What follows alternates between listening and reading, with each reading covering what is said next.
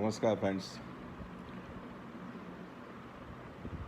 आज हम बात करेंगे प्राणायाम और मेडिटेशन के जो बहुत ही अभिन्न अंग है हार्ट डिसीज़ को रिवर्स करने के लिए और हार्ट डिसीज़ को एग्रीवेट होने से बचने के लिए। जैसे आप देख रहे हो कि हॉस्पिटल्स में आप एंजियोग्राफी कराते हो तो 90%, 95%, 80%, 85%, 70% ऐसे ब्लॉकेज बना पेन से उसको ग्राफ पे बता के आपको एक साइकोसोमेटिक स्ट्रेस में ला देते हैं। ब्लॉकेज होते हैं, चाहे आप धूम्रपान करते हो, चाहे तंबाकू खाते हो, चाहे वसा वाली चीज़ें ज़्यादा खाते हो, एलडीएल कोलेस्ट्रॉल आपका ज़्यादा है, आपको हाइपोथायरॉयड है, आपको डायबिटीज़ है, आपको हाइपरटेंशन है, आपको ओबेसिटी है, एब्डोमिनल, तो ब्लॉकेज तो रहेंगे। आप सेडेंटरी लाइफ जीते हो, आप फास्ट फूड खाते हो, फ्राइड फूड खाते हो, नॉन वेज फ्राइड खाते हो, शुगर वाली चीज़ें खाते हो, स्वीट्स, बेकरी प्रोडक्ट्स खाते हो, तो ब्लॉकेज रहेंगे। बट ब्लॉकेज पे इन्फ्लेमेशन है कि नहीं, वो बहुत इम्पोर्टेंट चीज़ है। ये ब्लॉकेज का जो बिजनेस चला है आजकल हार्ट इंडस्ट्री में, हॉस्पिटल इंडस्ट्री में, कि ब्लॉकेज बता के it is a gateway, angiography करना, ब्लॉकेज बताना और फिर बाईपास और स्टैंड पे ले जाना, क्योंकि बहुत बड़े बड़े पैकेज पे होते हैं डॉक्टर्स, तो उनको पेशेंट्स को सर्जिकल इंटरवेंशन में ले जाना उनके हित में होता है, आइदर स्टेंट और बाईपास। लेकिन हम लोग जो देते हैं वो मेडिकल इंटेंसिव मेडिकल ट्रीटमेंट, उससे ब्लॉकेज को रिक्रेस करते हैं, स्टेबिलाइज करते हैं, इन्फ्लेमेशन को कम करते हैं। इन्फ्लेमेशन कम हो गया तो समझो आपका हार्ट अटैक का रिस्क ख़त्म हो गया। एलडीएल कोलेस्ट्रॉल और इन्फ्लेमेशन ख़त्म हो गया मीन्स एकदम डेक्लाइन हो गया तो आपका हार्ट अटैक का रिस्क ख़त्म हो गया। अब बात आती है ब्लॉकेज की। तो ब्लॉकेज, हार्ट डिसीज एक साइकोसोमेटिक डिसऑर्डर है। आप जब तक मन में ब्लॉकेज है ब्लॉकेज है ब्लॉकेज है तो वो विकराल रूप लेते हैं। आप मन से निकाल दीजिए ब्लॉकेज को। वो डॉक्टर का माइंड था, उसने लिख दिया और आपने मगज में पकड़ के रखा। ऐसा करने से आपका हृदय रोग और विकराल बनेगा। इसकी जगह आप इकोकार्डियोग्राफी कराइए। इकोकार्डियोग्राफी में आपको पूरा हार्ट का साइज, हार्ट में कहाँ रीजनल वॉल मोशन एबनॉर्मलिटी है, हार्ट का पंपिंग कितना है, वाल्वुलर स्ट्रक्चर कैसा है, हार्ट में क्लॉट है कि नहीं, हार्ट में काइनेसिया है, डिस्काइनेसिया, हाइपोकाइनेसिया है, वो सब मालूम पड़ेगा। उससे आप ब्लॉकेज की इंटेंसिटी मालूम कर सकते हैं। दूसरा थीलियम हार्ट स्कैन है अथवा सीटी कोरोनरी एंजियोग्राफी करा सकते हैं।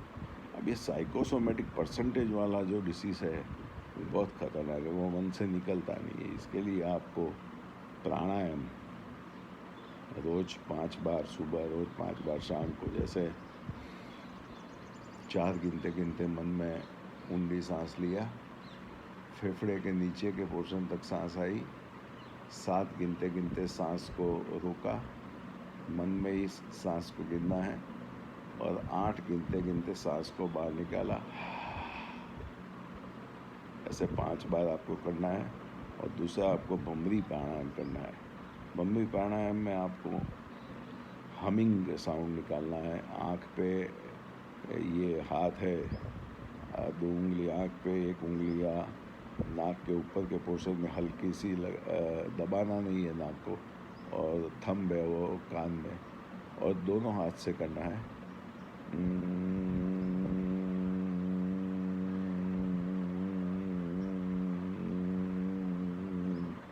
ये आप अपनी टॉलरेंस के अनुसार कर सकते हैं डेली। भूखा पेट प्राणायाम और मेडिटेशन, भूखा पेट करना चाहिए।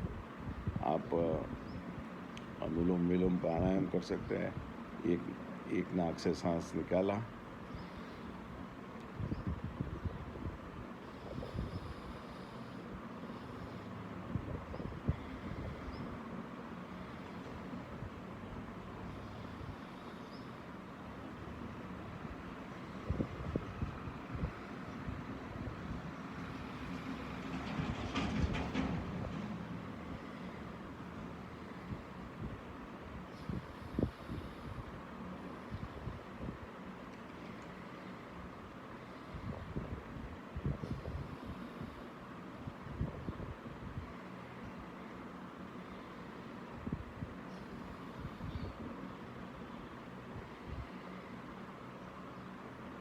आप अपनी कन्वीनियंसी के हिसाब से अनुलोम विलोम प्राणायाम अथवा नाड़ी शोधन प्राणायाम करते हैं।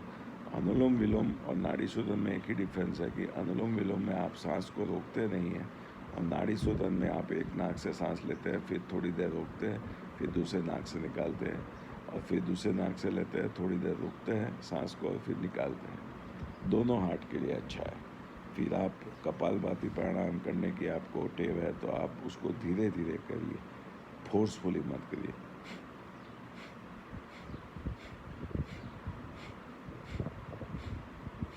पेट अंदर जाना चाहिए लेकिन धीरे धीरे।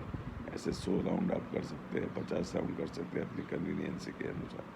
और मेडिटेशन करिए। मेडिटेशन में आप अपने को दृष्टा भाव से देखिए, आंख बंद रखिए, स्पेक्टिकल्स निकाल दीजिए, शरीर के ऊपर के ब्रह्म चक्र से ऊपर के टोच के भाग से नीचे अंगूठे तक पूरा शरीर को ढीला छोड़ दीजिए, दृष्टा भाव से देखिए और एक एक सेल्स को ढीला छोड़ दीजिए और ऐसा महसूस कीजिए कि आपका ब्लॉकेज निकल रहा है और निकल गया है और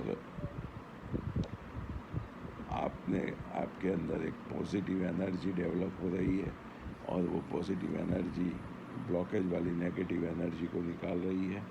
ऐसा आप आंख बंद करके 2 या 5 मिनट या 10 मिनट आप अपनी कन्वीनियंस के अनुसार आप वो कर सकते हैं। वो एक बहुत ज़रूरी है। हम लोग तो बोलते हैं कि ECP is a world class treatment to avoid bypass surgery and angioplasty. वो तो सही है, FDA European, USA FDA, Indian FDA has approved. But साथ में दवाइयाँ भी लेनी ज़रूरी है। हरी पत्तियों वाला खुराक, फ्रूट्स विटामिन C वाले लेने ज़रूरी है, हैंडफुल ऑफ नट्स लेना ज़रूरी है, अल्कलाइन सलाद खाना ज़रूरी है। तो साथ में डायबिटिक पेशेंट्स को बासमती राइस या पॉलिश गेहूँ और मिठाई या खांड वगैरह बंद